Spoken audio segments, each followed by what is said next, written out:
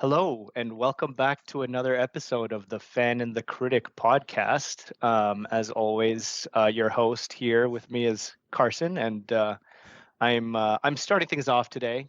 Me, Paulo, by the way, um, because I'm particularly excited about this episode. As excited as Carson was to watch this movie that we will be reviewing in the days and months leading up to it. Um, and I'm talking, of course, about Netflix's most recent asylum movie, Rebel Moon. Uh, Rebel Moon Part One, actually, A Child of Fire, which is the full name. I didn't even know, um, but yeah, it's a really interesting movie that we'll get into in all the ways of why it's interesting. But basically, this is one that Carson was really excited for, which I thought was pretty funny. Looking at the trailers and just seeing how things were going, or like how it seemed, it's not the type of thing that Carson is usually super excited about, which makes this all the more funny to me. But yeah, it we both watched it a little while ago. Came out on December 22nd, and we have quite a few things to say about it. So, Carson, I guess I'll kick it over to you, and I'm curious to get your initial thoughts. So, But we'll be going through the movie like in chronological order and talking about it. yeah, I wanted to start with your point there of I feel like I need to explain myself of why I was even looking forward to this. Every year we've started putting our top 10 most anticipated movies of the year. This was number two for me in 2023. Mhm. I don't know about you, but I try to put some weight behind my list. Like I know there's nobody out there paying attention, but it has my name. These are movies that I'm putting out there, I'm promoting to the community, and so I do want to make a good list. I want it to be an honest reflection of what I'm actually looking forward to, but I put the research in to say like, these are things that I think really I can put my name behind. And I did that research and I put Rebel Moon as number two. It did not end up on my top 10 of last year as per our last episode. So maybe a bit of explanation as to why. And it's mostly having to do with Zack Snyder, which I think I've talked about in the past. I'm a fan of Zack Snyder. It was only a few years ago when Justice League Snyder Cut was my number one movie of the year. But just going back in like the history of Zack Snyder, first three movies, Dawn of the Dead, 300, and Watchmen. Three for Mm. three. He was an absolute star, especially of like the sci-fi fantasy realm at that point. He was everyone loved him as a director. Watchmen, maybe not as much, but I love that movie. I think it's starting to get a little bit more appreciation these days, but It's a good movie, yeah. didn't get as much appreciation when it first came out. And then after that, he had Guardians of Gaul, which it's a kids movie, so it's like I try not to hold that against him too much. It's not a fantastic movie, but like in terms of a kids movie, for an animated kids movie, like it looked gorgeous. Like it had all these gorgeous effects. And I don't think people had quite keyed into Zack Mhm. Snyder's template at that point. Mhm. So I kind of appreciated that at that point. Like I didn't, discredit it too much because hey, it's a kids movie. You want to make a kids movie? Sure, go ahead. Um, Next movie up, or I can't remember if this was before Guardians of Gaul, but Sucker Punch, which Oh yeah. I liked Sucker Punch more than most people, and I think more people like Sucker Punch than they want to admit. They're just afraid of being called a pervert because of what the movie is. Um, it's a flawed movie. It's not a perfect movie, but it's an interesting movie from a visual perspective, and I don't mean that about the characters. I mean it about the world. Um, yeah, again, it has a lot of flaws, and I think that's where people started to kind of see the flaws in Zack Snyder's films, that it's more about the visuals than the story and doesn't really make sense. But I kind of liked it, but obviously it wasn't like the three for three that Zack Snyder started his career with. And then after that, that's when he got into Man of Steel, which is when he got a lot of hatred. I did not love Man of Steel at first, but I liked parts of it. Um, he's kind of like Zack Snyder has kind of been on the leading edge of some, I don't know what you want to say, like visual aspects. Um, in Dawn of the Dead, so he was one of the first. I don't know if it was the first. You'd probably know this better than I do, but it was one of the first mainstream movies where you had fast zombies, and that was him kind of like transforming the zombie genre a bit. I'm sure there was a couple movies where there were fast zombies before that, but that was like one of the first major ones. That one and 28 Days Later were like the two big ones where they first came up. Yeah. I think that was, yeah, those were within a year of each other, pretty close together. Something like that, yeah. And then Man of Steel was kind of similar for me in terms of how they made superheroes actually look fast. Like what I felt like in some of the Marvel movies and other earlier like X-Men early 2000 stuff is that you know a superhero swings, they punch, and then it's like somebody kind of goes flying, and that's supposed to demonstrate strength, but it didn't really feel real. Whereas like Man of Steel, you have Superman actually like going back and forth really quick. People will say that the entire last scene is a headache, but like I liked the idea of how they displayed superheroes. Like for me visually, Hmm. like they got that right. Um, Batman versus Superman was one of my biggest disappointments, but when I rewatched the R-rated cut and like the extended, it made more sense to me. And then Justice League, again, you can't even credit the theatrical version to Zack Snyder, but you go back to the Snyder cut, and I loved everything they did there. And so this all kind of leads up to Rebel Moon, and especially with the Snyder cut, like he basically had been living in the DC universe and having people edit his vision. And the Snyder cut was kind of saying, let a director have their vision, let them do their own thing, and they can execute. You don't need to give them 10,000 notes from the boardroom to say like this is what your movie has to have. And like it was a big success that even that the Snyder cut got released. And so that leads directly into Rebel Moon, where it's like, let's have no ties whatsoever. Let's let this guy have the big budget. He's got the vision. He's going to be able to do everything visually that he wants to do.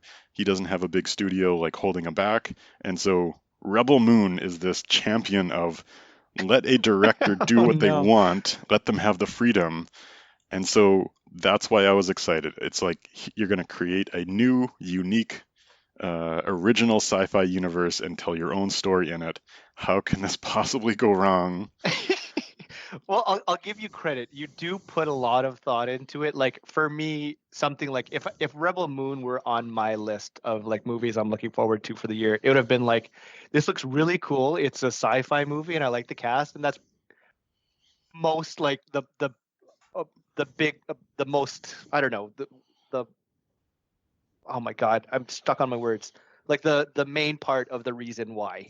So I give you credit for that. But I think one thing, like on the note of Zack Snyder as a director, I think big, um, one big issue, going back to like those first three for three, is he's probably not a great writer. So when he's making his own stories, and you see it in Rebel Moon a little bit, um, like he's, it's just that's where he starts falling flat. Like Dawn of the Dead, for example, it's based on a Dawn of the Dead movie, like an existing one.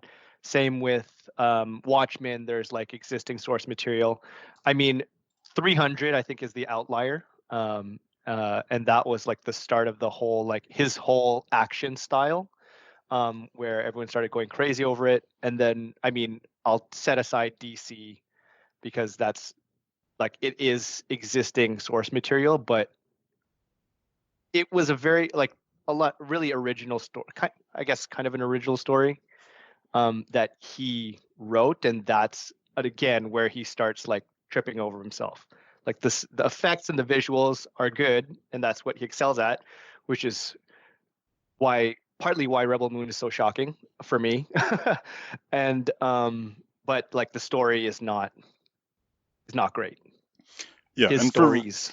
for reference, the movies that he wrote 300, Sucker Punch, Army of the Dead, and then Rebel Moon.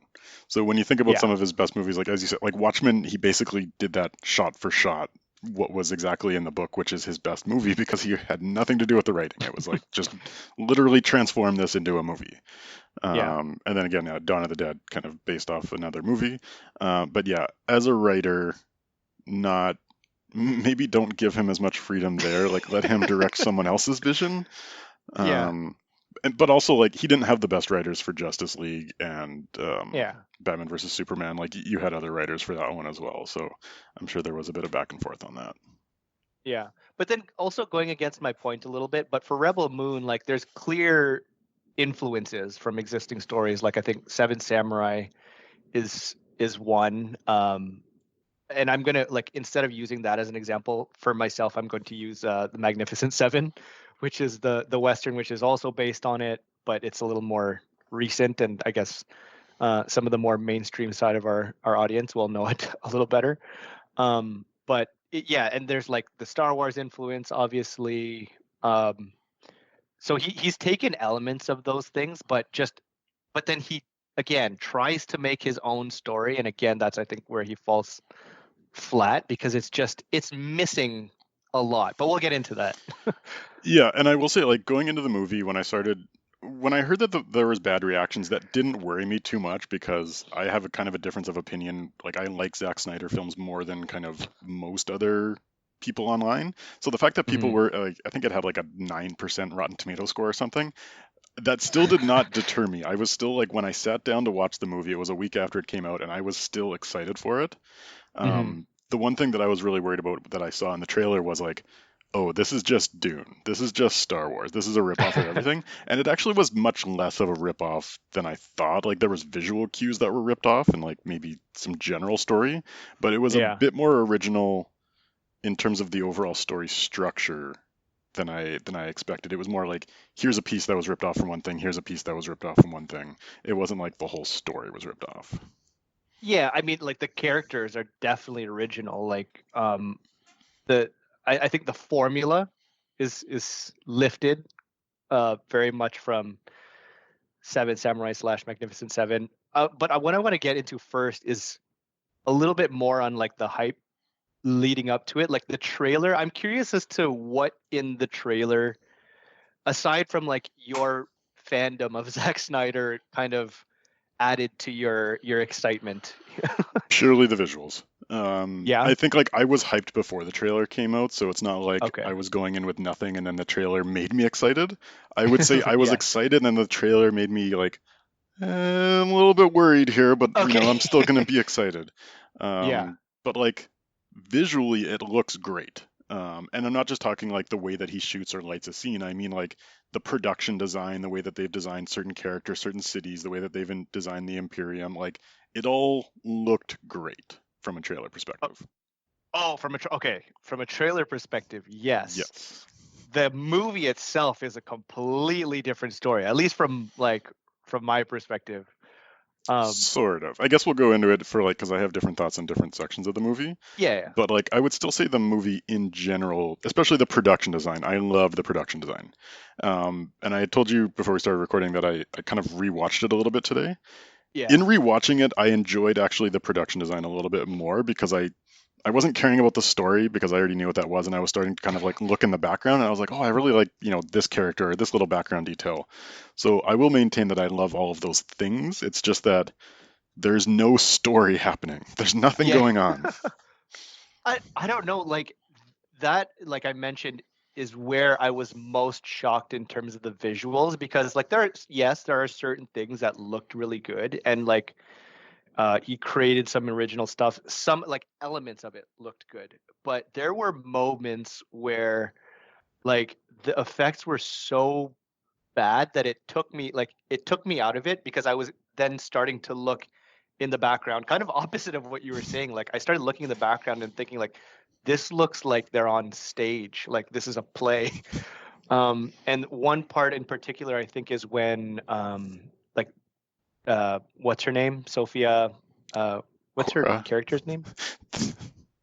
Ah, just Cora. Yes, Cora, which happens to be my daughter's name, so I can't believe I forgot that. But Cora and her like companion from the farm, like they start on their journey, and it's like they're camped out at night somewhere in like the hills, and then behind them is like it's just like everything in that set looks like it's made out of wood, and they're in a like they're on stage, and I was like, this can't be real.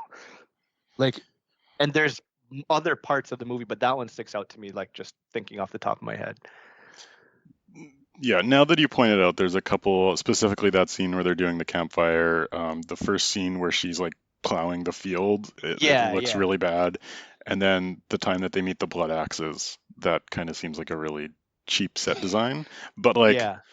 the bar that they go into in Viking Town, even the little village for the most part that they start off with in the little Viking village, I liked that.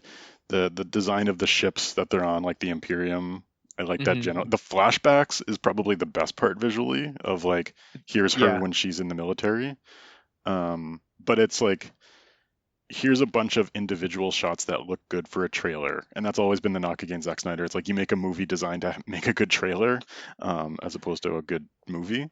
And yeah, there's a lot of those scenes that are lifted for the trailer that are, Cora back when she's like in the military, Yeah. and those look really good, but they have nothing to do with the story really. Yeah. And I mean, some of the fights are good. Like the first one where she That was one of uh my biggest disappointments, actually. the fight. Well, I'm okay. To be clear, I'm saying some of them. A lot of them were a mess as well. But yeah, like I don't know. Just thinking back, the visuals were really what took me out of it to start with, and then like I don't know, some of the effects, like the CGI.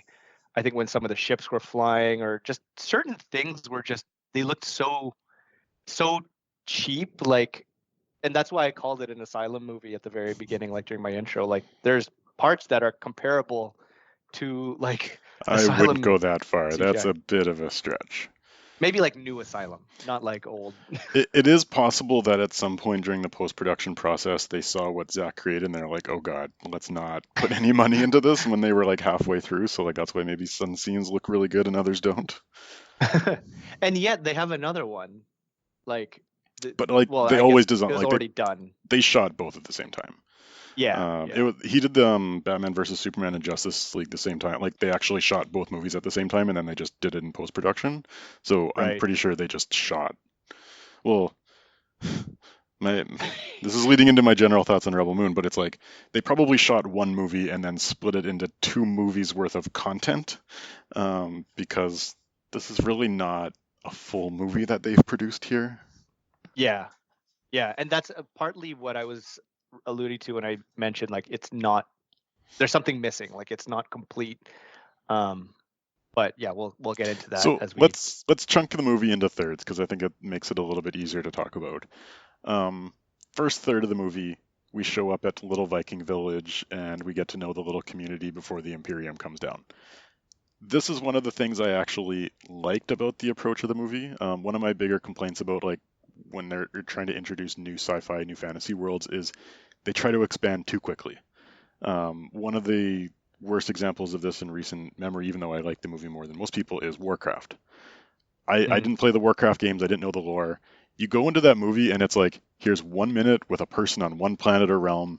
They do a thing, and then you go to another planet, and it's another person doing a thing, and then you go to another planet, and they try to expand the whole world first without making me care about it. Whereas the opposite of that, the peak version of this is Fellowship of the Ring. You spend a lot of time in the Shire. You get to know a couple characters, you get emotionally invested in them, and then those people take you out into a world, and then it's easier for you to, get into that world. So I like that they started in a small world. You start to get details about the world here and there. The problem being, I don't care about any of the characters, and the dialogue is really cringeworthy, but I liked the approach. I don't know how you felt about that. Yeah, I mean, I agree. I think these are the characters probably that you care about the most, which is still not a lot. Like, what's his name? Modoc, who's like the Modoc from Oh, Ant-Man, I the forgot that he actor. was Modoc. Yeah, he's like the elder of the village. He seems a little bit out of place, but that's like a bit of a nitpick. The accent is Um, not great that he's putting on. yeah, but he's like, it's just like it's clearly a happy village. Everyone's really nice. Everyone's, it's a nice place, and then the Imperium comes down and starts killing people, right? Like you feel that for sure a little bit, and then like after they leave, it's just like, zoom, like here's one character, here's one character, here's another character. Yeah. Yeah. Um, But yeah, but no, yeah, like I wish they had made me care about some of those characters in the village a little bit more. Like there's this whole thing about she clearly they're setting up this love interest for the future, but she's supposed to be like she's banging this other dude, and everyone's telling her to get married and whatnot. And it's just like, and then they're at like a supper, and they say, "Oh, everyone should go make love so that the crops." And it's just like this is so weird. Like I don't care about any of these characters. I don't really know them, and I don't understand why you're saying all these things that have nothing to do with anything that comes up later in the story. Um, and I think the writing also, or like the setup of the main conflict also doesn't help that, because the whole issue is that the Imperium comes down and they want this village to kind of like do their farming and support them with grain and food, right? And then they're like, okay, so we're in charge now. We'll come back in what is like a week or something, 2 weeks, Mm, and we want all your food. it's 9 weeks And then, technically. well, okay, what 9 weeks? So the whole conflict is like she knows, like she's come from this history of she knows what the Imperium does. So she's like, they're not going to stop. They're going to kill everyone. Like, don't uh, don't cooperate. We need to fight. And that's why she goes off and like looks for these people. But she leaves. She finds a ship, and they just leave no problem. Well, I guess she killed a bunch of the guards that they left. Yeah, so But before, I wanted to touch on that guard scene because that was oh, one okay, scene that sorry. kind of bothered me a little bit. And you said you actually liked this action scene, or are you talking about another one? I didn't like it. It was like it looked okay. And I think the what I'll give credit to is Sofia Boutella. I think she's good as an action, like she has potential as an action star.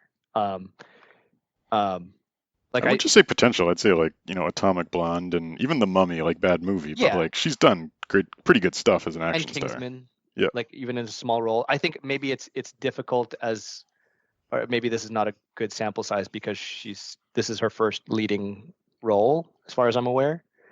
But yeah, she's okay. She's shown those chops, so she's good at it. She's believable as that hero. I think that's where, in terms of this fight scene, like okay, she's like she looks good, not just Yeah, I get it.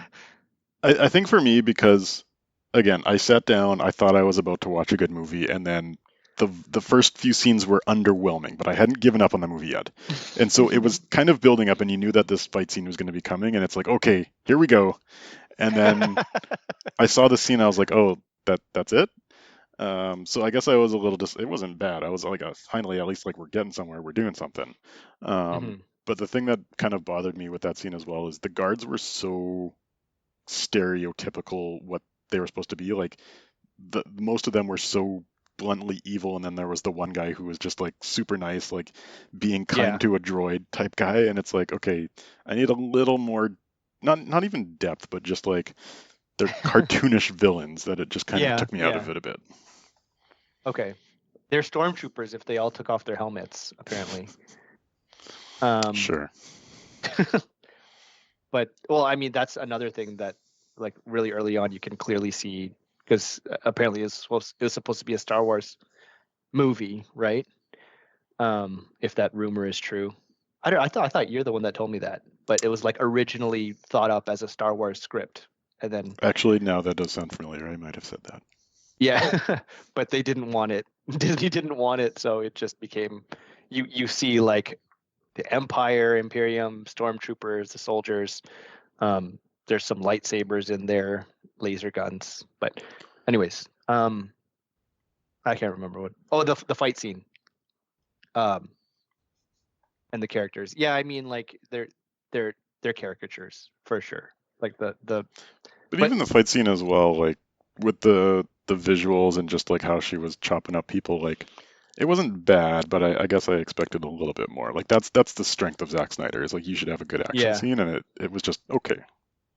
and that's kicking off the action for the whole movie, right? Like there's it's Yeah. it is underwhelming. Um, I don't want to jump ahead too far, but I think like going back to my point around like the whole conflict. She's like, okay, she's killed the guards, so now we have to go and find people to help us fight. Um, and come back before the Imperium comes back. But like, if you could have just left, why doesn't everyone just go? Like, just leave. You don't have to come back and fight, and everyone probably dies because it's like a whole Imperium versus one tiny farming village of people who've never fought before. Just go somewhere else. And that is like already like a weak motivation for me, at least. Like, uh, this is already starting to sound pretty dumb, and that's how it's starting for me. So, I think at that point I didn't even really understand what they were trying to do. Like I didn't know that they were trying to get people to come back to the village. Maybe I missed that part. yeah, Because I heard like, oh, we're gonna go off and find General Titus and some other people, and I'm like, okay, you're gonna go get some people. Yeah. I didn't know what the whole plan was at that point, but yeah, when you look at it in hindsight, especially when they come back at the end after having a conflict with Noble or whatever his name is, it's like, yeah, Yeah. you really don't need to come back, and I'm pretty sure most of those villagers are going to die in the second movie because of that. Yeah. And yeah, it's literally like the scale of like it's a tiny village of farmers versus this big empire that's like taking over planets with spaceships. Like just boom, one bomb, the village is gone. Like And they you've do brought that all these. later in the movie too. Like they Yeah, bomb King Leviticus in his place. They just like, yeah.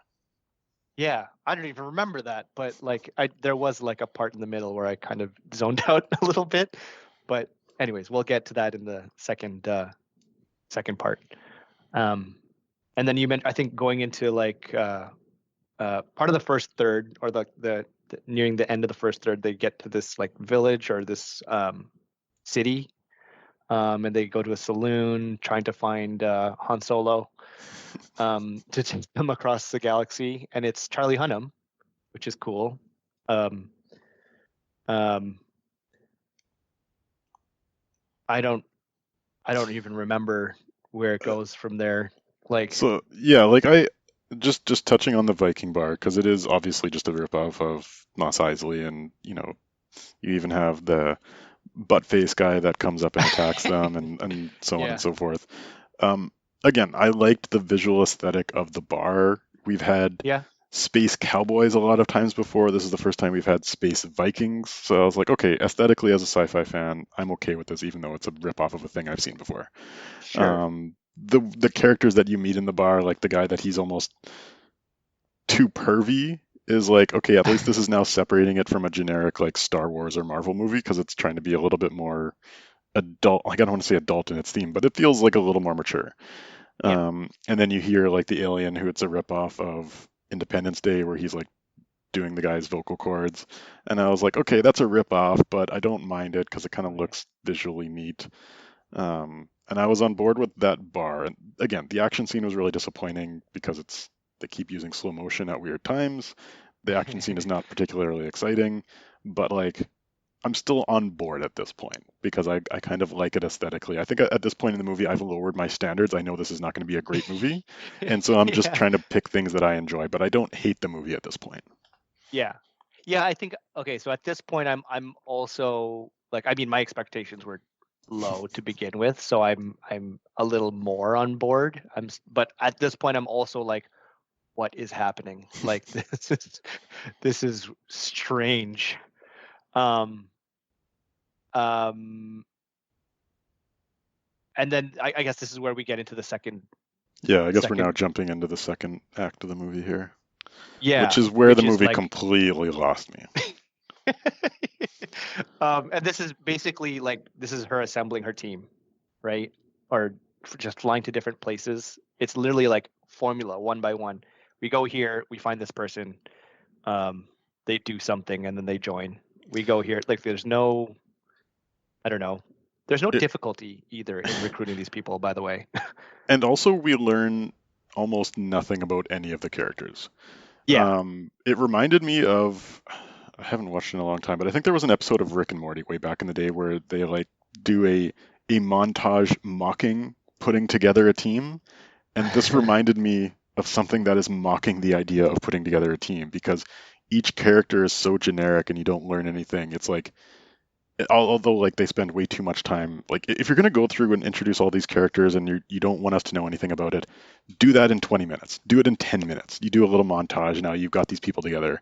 But they spend it like it's like 40 to 50 minutes of going and spending 10 minutes on each character where there's no tension and I don't learn anything about the character and I don't know what their motivations are.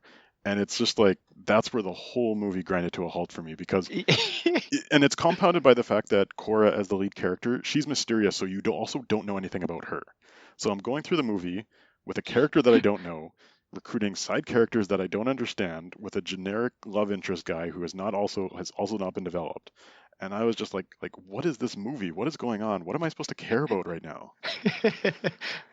oh, well, it's that village that we spent 20 minutes on early in the movie, and we've left behind and never mentioned Yeah, again. developed all those Um, characters and bye bye. Yeah.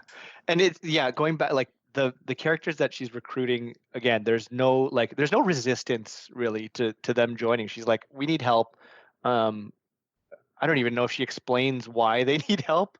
We need fighters to fight the Imperium. Okay, I'll do it.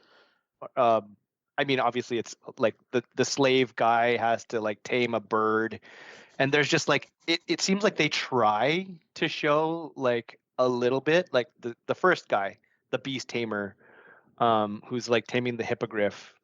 He, I don't know, he became a slave for some reason because he stole something. But like, so they try to make that story, but that's it. It's like very shallow, right? And what's worse is they do introduce these characters in the third act. Like Noble comes by and he says all these things about what these characters are. I'm like, just tell me that like 45 minutes earlier. Like I could have learned that. Like they throw a line in about that muscle guy who's the slave, and they're like, "Oh, you were the prince of this planet, and your planet got reduced to ash, and then there was a story that led." Like, tell me that earlier. Develop this character, and I might care about him to actually care whether he gets captured later on. I don't even remember them saying that. Yeah, like he drops all there's this it's very quick. It's like a 30 seconds of dialogue. He goes through each character when they've captured them in the third act and they're about to Yeah, execute them all. And he's like, "Oh, this person, you did this, and General Titus, you did this, and Lady with the sword." Like it's like they actually do have a background. Like there are things to them, but it's yeah, at that point I've lost the movie. I don't care about them because like yeah, yeah. It's weird that it's like 50 minutes of the movie, but at that same time, it feels like it's rushed because yeah. like for General Titus, like you mentioned, that's Jimon Hunsu, who's he's a prisoner somewhere. He was a general of the Imperium, and then I don't he like lost a battle or something, or I don't Which, know, he like failed at again, something. they actually do. He was a general for the Imperium, and then he was apparently this big strategist. So, and that's also the thing. When you're recruiting a team, you should tell us what their specialties are. And so, what we learn later on is that he's a master strategist. He's one of the best in like war combat, and he was one of their peak generals. And then he decided to turn against the Imperium for reasons that are as of yet undisclosed, but like you can kind of assume why he would do Right. that. And then as a Yeah. failure, he ended up as a drunk in a coliseum where he's fighting for his life, and Okay. that's washed Yes. out in the This. gutter. Which I like that introduction of him of like, oh, we've built up this General Titus, and who is he? He's just like some bum passed out in the Coliseum. Yeah. Um, but that whole like 10 minutes when they're introducing him, I feel like 7 minutes of it is Cora giving a speech around the Imperium is bad. We have to stand up and we have to unite. And it's like, it's not even style over substance. It's like sentiment over substance. It's like the idea of people rebelling, but you haven't Platitudes. given me any specifics on what they're rebelling against or anything like that. Yeah. And yet, after that short, like to this guy who's apparently lost all hope that he's become a drunk, fallen from like this honored general, like this little speech, and he's like, okay, yeah, let's do it. I'm down. Um, Yeah, shower and and a shave, and he's back in. yeah, and then he also, on top of that, never demonstrates any strategic like chops, for which I mean, I guess he's not even on screen for like 10 more minutes in the movie. And then everyone else is just like a fighter, but this one uses swords, and this one's like, these are rebel people. That's cool. This one's a beast tamer. I don't know why you need a beast tamer when you're fighting spaceships, but yeah, like all that stuff. And then also during that second act, I want to also focus on the swords lady, the Asian lady Duna Bay. who's Duna Bay. Is she like well known? I don't. She's been in. She was in Sense8. She was in Cloud Atlas. She was in. She's like a sci-fi Oh, known okay, for sci-fi okay. things. She's like vaguely familiar. I actually don't think I've seen anything that she's like. I haven't seen Cloud Atlas or no. I saw Jupiter Ascending. Is that the one with Mila Kunis? Yes. That's another weird one. But yeah, like her whole sequence. I mean, I'm just hammering. Like I'm kicking the dead horse right now. But like they go to this random planet and she's like this really, I don't know. I like her story made absolutely no sense to me at all. Like she has to save a child from a giant spider, um that's played by Jenna actually Malone, Zack Snyder Jen. favorite.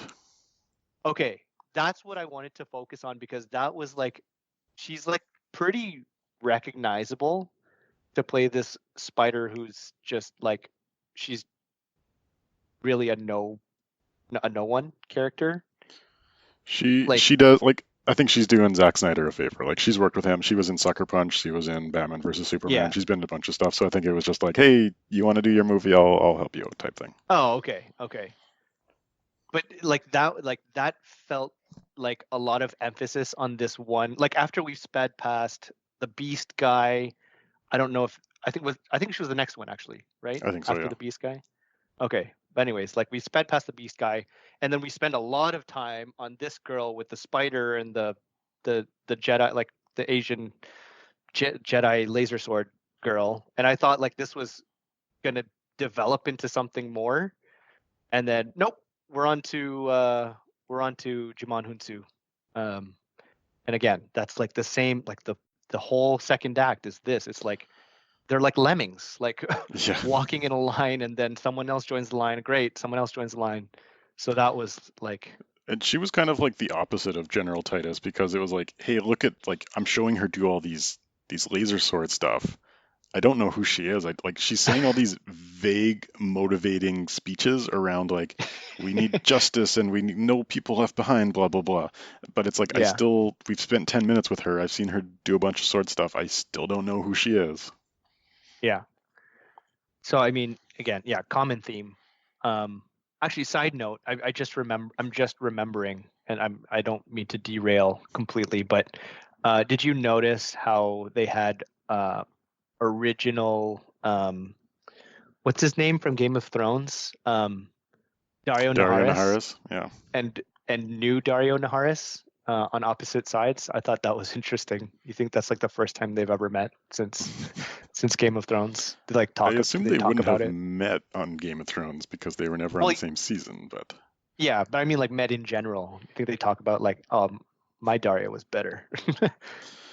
um I forget where else I was seeing this, but yeah, like Game of Thrones alums are becoming more and more cast out in the world, so I feel like that's going to become more and more of a thing. I think it's just funny because they both played the same character that for some reason switched halfway through the seasons. Yeah. Anyways, um I don't know. What who else Um, did we have during that second? Oh, we had the was it the Blood Storm Axe Hammers gang, or Blood Axe? Just which was extra disappointing because it's Ray Fisher. And so Ray Fisher went through all the shit that he went through on Justice League because he was mhm. accusing Joss Whedon of, I forget what it was, if it was sexism or racism, but he basically got like blackballed by Hollywood, who was, I mean, he was a young promising actor at that time. And so I saw that he was casting this, and I was like, okay, get him some more screen time. Let's get him like back in the system. Like I want to see him do well.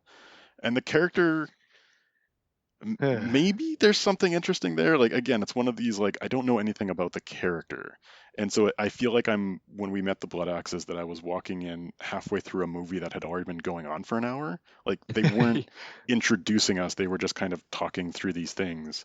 And so the moment when like the sister goes one way, the brother goes the other way to join them, I felt like it was supposed to have emotional weight, but it just didn't. And Yeah, so like that entire second act, it's like this is supposed to mean something, but it doesn't mean anything to me. which is like weird because they've kind of or they've at least tried to put the most emphasis or like weight on this, like the Blood Axes and the brother and the sister, and he's the only one that, spoiler alert, dies in Hmm. the end. Um, but yeah, like everything about Ray Fisher, I actually didn't even recognize him. Like I saw that Ray Fisher was I was in waiting the for him to movie. show up, so it's like when I saw that character, I was like, oh, that's Ray Fisher. Yeah, but even when I saw him, I was like, this doesn't look anything like him, or at least what I remember from Batman versus Superman. But yeah, it's a little unfortunate that this was his restart, I guess, in movies. Um, I guess maybe that transitions us to the third act of the movie. I think we're just beating a dead horse at this point, Yeah. unless you have anything to say about more to say about the second act. Um, just I think one last point, which will take us into the third act. It's I feel like, and you mentioned this, like they filmed everything and then like chopped it up, right? And then assembled a movie from the parts that they chopped up. And I think like they tried to, I don't know, they tried to, I don't know if stretch it out is the right way to describe it, but like just the formula that they tried to follow, it just they tried to set up everything in the first movie, but they did it poorly because it's like rushed. And then I think they wanted to hint at like all of this will be explained in the next movie. And I think that was a big issue that you had with Dune. Like you feel like it wasn't a complete Yeah. movie. Like there's no ending, right? Which I mean, it was obviously done much better. There's a cliffhanger, which it felt like a real cliffhanger for me.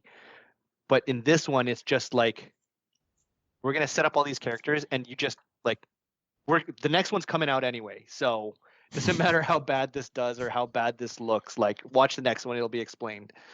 So I think my biggest issue with that, because I don't mind when there's no ending. Like my number one movie that we just did in our last episode was Across the Spider-Verse, and there's no ending, but yeah, you're emotionally invested in the characters and you feel like there's an entire story that's been told. Same with Fellowship of the Ring. It doesn't end the story, but it's like you feel satisfied as a story of what you've sat down and you're looking forward to what's going on. The issue with, I think, Rebel Moon is that all of the details that you would need to be interested in these characters are hinted at for the future.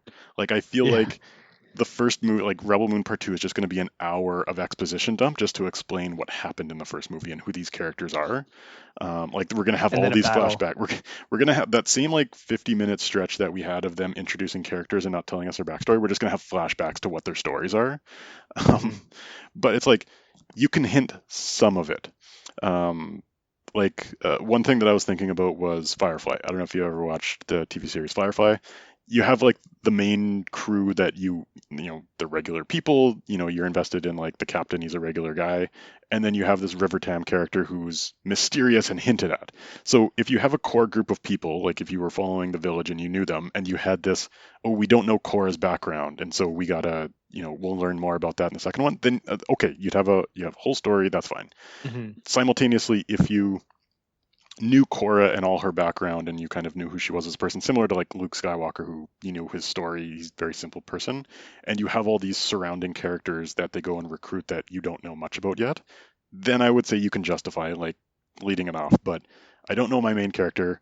I don't know what happened with the Imperium of why the king was killed. I don't know Oh my yeah. supporting characters. I don't know anything about what's going on. And you're like, I do want to know. I am going to watch part 2 when it comes out, but it's like there's nothing grounded for me to latch on to leave the anticipation for the future.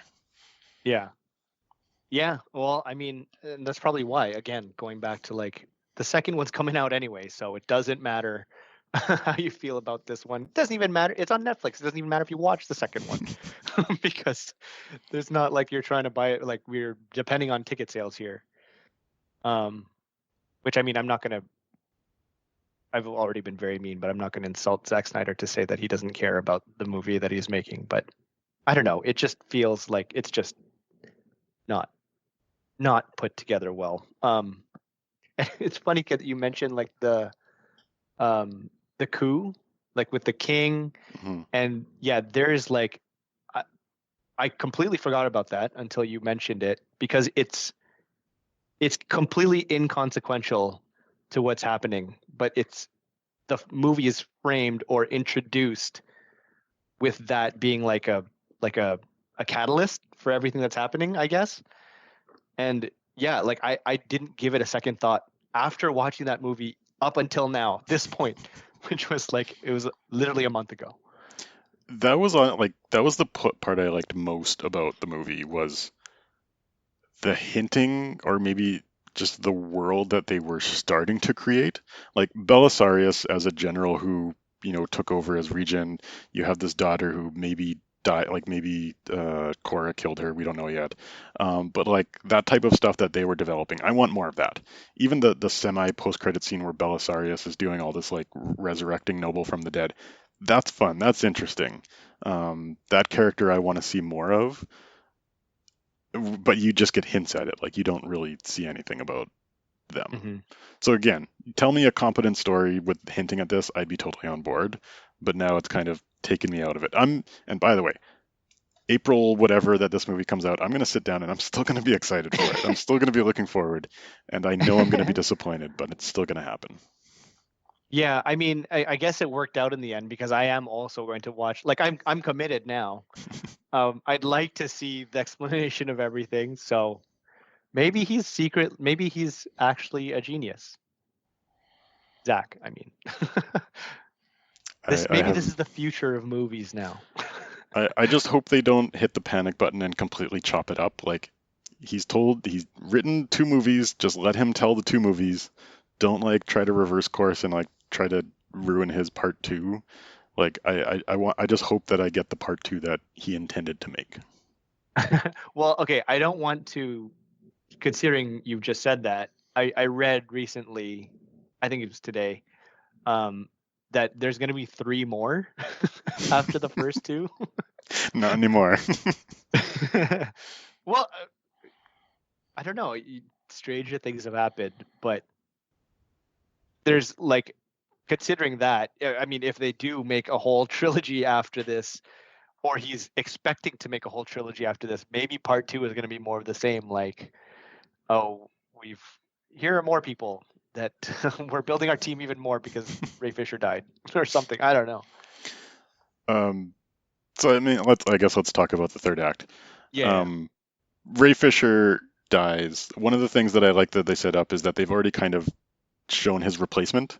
There's like this random androgynous member of the Blood Axe gang who's like Oh, in love with him maybe, or like they don't really, again, they don't tell us anything about any of these characters, but it's he kind of also doesn't like have a name. Like, I thought they like offhand mentioned their name, but like here's a probably, character but that has lost somebody who's now part of the gang that they're going to carry forward. So I'm like, okay, I'm oddly enough, I'm more interested in that character than I am about General Titus or Nemesis or any of these other what? characters. Um, But like, why not his sister? Like, she was right there. that's Like, true. they fully split up. She's a character that there's even more of a connection. And that was one thing. So I kind of fell asleep between the second act and the third act when they were like, when they finally arrived to the place where they got captured. I don't even remember why they went there. But yeah, Ray Fisher dies, and then this random lady on his as part of his Milius. gang, Milius. Non-binary as the Sorry, they them person is as this well. random person on in the gang is like now taking up the mantle of Ray Fisher, who's like the leader, and they literally have like no name, no character. So like everything that we've sped past for every other character, this person has none of that. And they're like continuing the movie when again, the sister was right there. Like that's a character that we know and there's some connection. I am okay with it. I would prefer give me like they spent 10 to 15 minutes on each of these characters before to tell us almost nothing. This character, you spent about 30 seconds to tell me all I need to know about their background. And so I wish they had sped through the other four characters that way, because I understand this character. I understand, like, you haven't told me the whole background, but I understand that they loved Ray Fisher's character either romantically or just, camaraderie type thing, and Mhm. that they were sad by his death and they want revenge now. Cool. That's all I need to know. I'm on board with this character. Um, Sure. I don't know. I like maybe I was still groggy at this point, but like it just seemed paper like a and big nothing. I guess like taking a couple steps back for what the third act is. So basically, Charlie Hunnam takes them to some world. He says, "Hey, I'm going to make a short stop because we need to, I need to deliver these things before we go back to the home world." That's why they went there? That's why they go. He says, "Hey, can you help me carry these couple boxes off because we're just going to make this quick pit stop?" And then it's an ambush, and apparently like, that's when it's revealed. The whole time he has just been wanting to use Korra to round up a bunch of other rebels so that he can then sell them out to the Yeah. Imperium, which that's probably the only interesting thing from a story perspective that happens in the whole movie is the Hmm. fact that like they kind of do that bait and switch, and it's not the most amazing thing, but it's something. And I'm on like interesting idea. I wish they had set up more of these characters ahead of time so that I cared about whether they got caught. But I like that Charlie Hunnam's character kind of got revealed as like a backstabber at the end there. He gets his comeuppance and kind of gets killed off screen in a not very dramatic way. Um, Mhm. but I Well, like the there's a depth. bit of like a dramatic sting with the love interest like saving Cora by and killing Charlie at the same time. Sure, it's really dumb. Like that he's like, you need to kill her, not me, or you need to Oh, paralyze her, not me. And then it's like you're just gonna give this gun to him.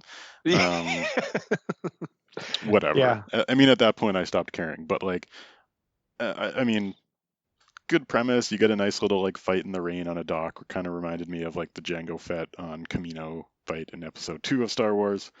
Oh, Um, but like that's a compliment. at that point, it kind of devolves into generic action movie, which is better than what it had been previously. So maybe devolves is not the right word.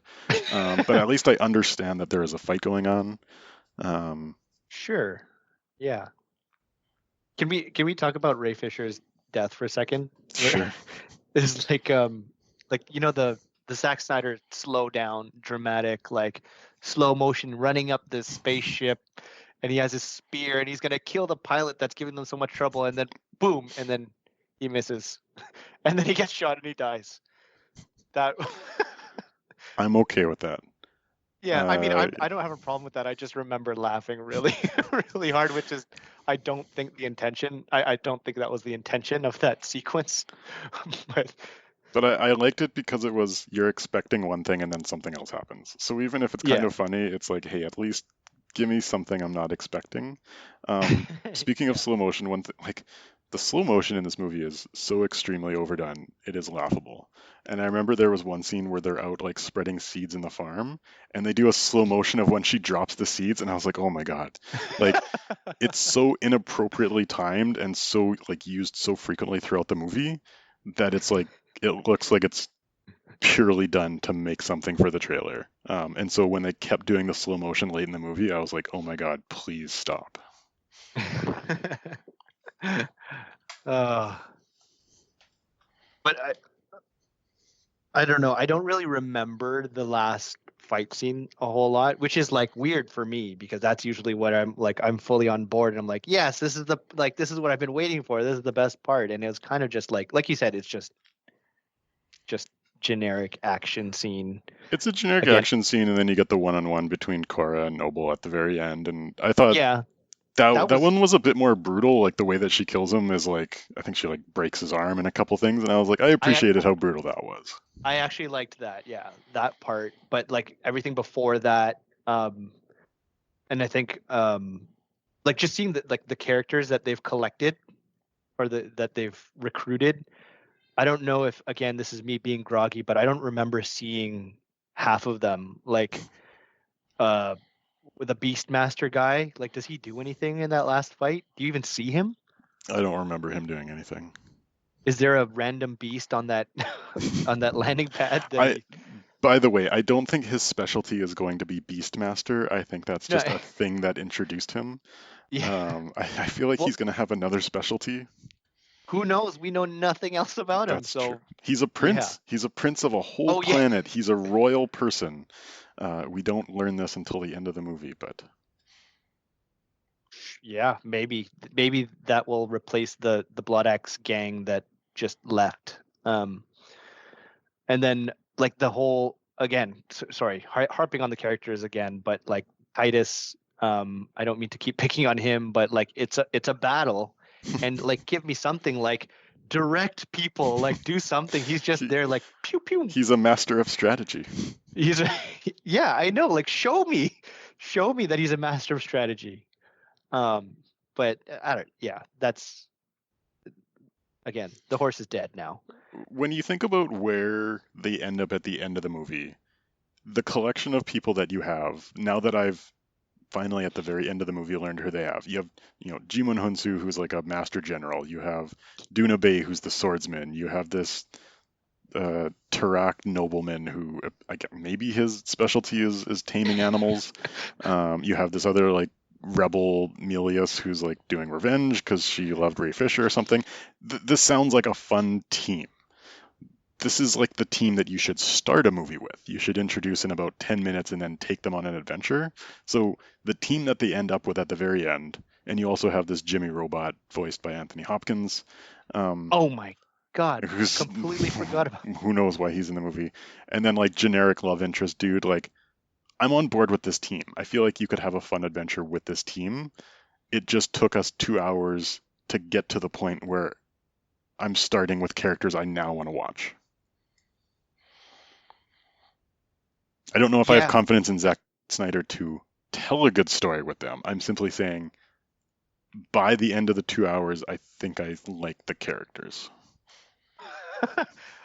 so okay, so as from between the second act and the third act, you've seen enough of the characters to be like, or I guess it's the potential of part two that you are. I am a sucker for putting a team together. Whether it's like Dungeons and Dragons and you have your party, or whether it's something Yeah. like a Firefly where you have like your crew. I Mhm. love those types of movies and I love sci-fi. And so you give me unique, interesting characters that are about to go on a sci-fi adventure together, I'm on board. I wish that's what this movie was about. It's not. It's like a whole lot of boringness, and then it ends at the point where I have characters I'm interested in. Yeah. Yeah. And I I mean, will, yes, I'll confirm. I'm interested in the potential of the characters. I still don't know anything about General Titus. They've just kind of presented the idea of what he is, and I'm interested by that idea. I hope they use him properly in a future movie. yeah. I mean, like best case scenario for part two, right? Like their characters aren't really set up that great. Like the team is set up, sure, but we still don't know anything about those characters. So like ideally they're going to make you care about them more. And then there'll be like a whole I don't know. I'm really like simplifying it, but you make us care about them a little bit more, and then you get down to business. Like it's the struggle against the Imperium guy, new old Dario Naharis. What's his name? Noble. Yeah. Yeah. And you don't leave any more for the trilogy that you're planning to make. Like you wrap it up nicely. You haven't what I always love, the big battle, the big epic battle at the end. But like you've cared about these characters. You know more about them. You know where they've come from. They they bring like the Beastmaster guy brings his whole planet to back them up, and like there's a You want nice everyone to come out of bow on the portals end. like the end of Avengers, don't you? Yeah, sure, whatever. I don't like. I mean, I'm on the same. I'm in the same boat as you now. Basically, I think you're a little more optimistic than I am, but I also have a much lower standard of entertainment. That sounds bad. I have a lower standard of entertainment. I'm a little more easily entertained. Um, I would say when it comes to sci-fi movies with a team, I'm probably the more easily entertained because it's like, just give me some interesting characters with a fun world and I'm going to enjoy the movie.